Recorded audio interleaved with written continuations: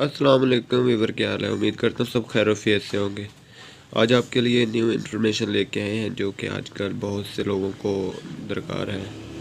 बहुत से लोग इस बीमारी का शिकार हैं और उनको पता भी नहीं चलता कि हमें क्या करना चाहिए, क्योंकि उन्हीं की खुद की गलती की वजह से उनके साथ ये बीमारी आती है, ये मसला मसाइल होता है, तो वो उनको पता नहीं चलता होता।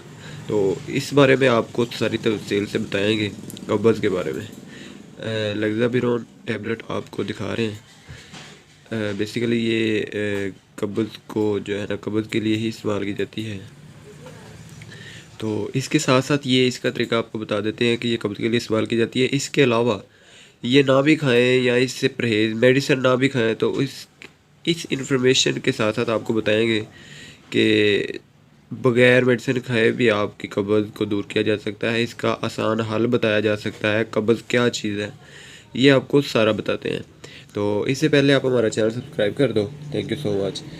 तो इसमें देखिए, कॉन्स्टिपेशन एक ऐसी जो है ना मिस्टेक, गलती खुद करते हैं पेशेंट और उनको जो है ना कॉन्स्टिपेशन का सामना करना पड़ता है, यानी कि कब्ज़। तो कुछ लोग कहते हैं कि हमें कब्ज़ है, कुछ कहते हैं पखाना दिन में 4-5 बार आता है, इस तरह की बातें, और उनको ये पता नहीं होता कि कब्ज़ है या क्या है, लेकिन वो इनको सबको जो है ना कब्ज़ का नाम देते होते हैं। तो नंबर 1 पे जो है ना, इस पे सबसे पहले ये देखा जाता है, जब खुराक खाते हैं तब खुराक की नाली से मैदे में खुराक जाती है, इससे आगे छोटी आंत में जाती है। इसके साथ छोटी आंत के 3 हिस्से होते हैं। जब इसमें हज़म होती है, इसके बाद इसमें जो पानी और जो ज़रूरी मादे हैं, जिससे यानी कि कार्बोहाइड्रेट बोलते हैं, प्रोटीन बोलते हैं, विटामिन बोलते हैं, वो अब्ज़ॉर्ब होना शुरू हो जाते हैं। छोटी आंत से आगे बड़ी आंत में चले जाते हैं, जिससे कि छोटी आंत में इसकी स्पीड ज़्यादा होती है और बड़ी आंत में आके कम हो जाती है, क्योंकि बड़ी आंत में नमकियात और पानी वो खून जिस्म का हिस्सा बनते हैं, और जो जो खुराक बड़ी आंत में आगे की तरफ जाना शुरू हो जाती है, तो आहिस्ता आहिस्ता खुश्क होना शुरू हो जाती है। क्योंकि खुश्क क्यों होती है उसके आगे वो सारा बताते हैं। इसमें पानी की मकदार कम हो जाती है, ज़ाहिर बात है, पानी की मकदार कम हो जाती है। कुछ लोग ऐसे होते हैं, वो दिन में 5-6 गिलास मामूल होते हैं, ये पीना ज़रूरी है।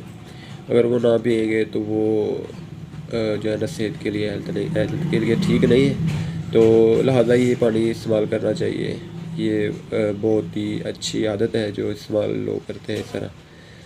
तब जो है ना, इसके साथ जो बता रहे थे, इसमें पानी की मकदार कम हो जाती है, तब लिक्विड से सेमी सॉलिड की शक्ल इख्तियार कर लेती है।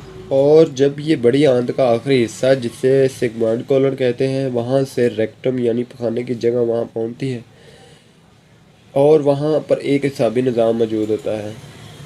ये कुदरती निज़ाम होता है। इसके इर्द गिर्द जो हमारे दिमाग को इतला देता है क्या अब हम पखाना निकालना है, जिसके नतीजे में एक ख्वाहिश पैदा होती है। हमारे दिमाग को पता चलता है और इसी जगह पे जाना पड़ता है। इसी जगह पर जाकर फिर पखाने के इर्द गिर्द कंट्रोल करने के लिए जो पट्टे होते हैं उनको रिलीज़ कर देता है, और पेट का और हमारे फेफड़ों के दरमियान जो एक डायफ्राम, एक मसल होता है, वो रिट्रैक्ट करता है। इससे पेट अंदर की तरफ दबाव हो जाता है, डायफ्राम नीचे की तरफ आती है, और नीचे जो रुकावट के लिए जो स्पिंडल तरह होता है वो खुल जाते हैं, और हमारे जो है ना इस तरह पखाने का अखराज हो जाता है। इसके साथ ये देखें, अगर मरीज़ वाशरूम में, इसकी वजूहत और भी होती हैं, पीछे आपको बताया है। इसकी वजूहत ये होती है कि अगर मरीज़ वाशरूम में 10-15 मिनट लगाता है, 8-10 मिनट लगाता है, तो उसको भी जो है ना कब्ज़ ही होती है, क्योंकि इतना देर नहीं होता ही। इतना देर जो लगाते हैं तो उनको भी कब्ज़ होती है। कुछ लोग कहते हैं ऐसा क्या करना चाहिए जिससे जो है ना दवाई के बगैर ठीक हो। दवाई के बगैर ये होता है कि अपनी डेली रूटीन में खुराक जो है ना, वो अपना टाइम जो है ना वो एक बरकरार रखें, एक करेक्ट टाइम पे अपना खाना खाएं। इसका आगे पीछे नहीं होना चाहिए। जब ये आगे पीछे होती है तब जो है ना आपको कब्ज़ का सामना करना पड़ता है, कब्ज़ आपको होने की जो है ना चांस होते हैं।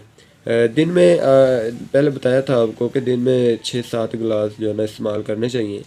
اگر یہ آپ استعمال نہیں کرتے تو وہ پھر بھی آپ کو قبض ہو سکتی ہے. یہ ہماری غذا جو ہے نا غذا ہوتی ہے خشک ہو جاتی ہے، اگر ہم استعمال نہیں کرتے تو پھر قبض ہو جاتی ہے. اس کے علاوہ کچھ ایسے لوگ ہیں جو ٹائم پر واش روم نہیں جاتے. ہاں بالکل یہ ایسا ہی ہے. کچھ اس طرح ہوتا ہے کہ جلدی لیٹ اٹھتے ہیں صبح، اور وہ آفس سے جو ہے نا لیٹ ہو جاتے ہیں اور جلدی جلدی کرتے ہوتے ہیں کہ ہم نے جانا. تو وہ پھر گھر سے فوری نکلتے ہیں جو ہے نا آفس کی طرف. آفس میں جب جاتے ہیں تو پھر وہ کرتے رہتے ہیں کہ ابھی کرتے ہیں تھوڑی دیر اور ویٹ، یعنی کھانے کو کنٹرول میں کرتے ہیں. تو یہ بھی ایک قدرتی نظام ہے کہ اللہ پاک نے ہمیں صلاحیت دی ہے کہ وہ ایک ہم اپنی ایک حد تک کنٹرول کر سکتے ہیں.